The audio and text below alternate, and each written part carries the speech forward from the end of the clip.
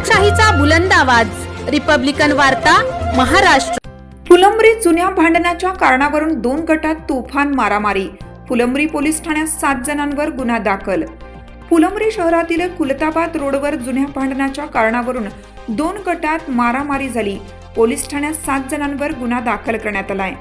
याबाबत सविस्तर माहिती अशी की दिनांक 14 डिसेंबर रोजी दुपारी 12 वाजण्याच्या दरम्यान खुलताबाद रोडवरील BSNL टॉवर जवळ संत सावता आलू भांडार समोर आलूबेना विक्री करणारे 2 व्यापाऱ्यांमध्ये जुन्या भांडणाच्या कारणावरून आपापसात तुफान मारामारी झाली।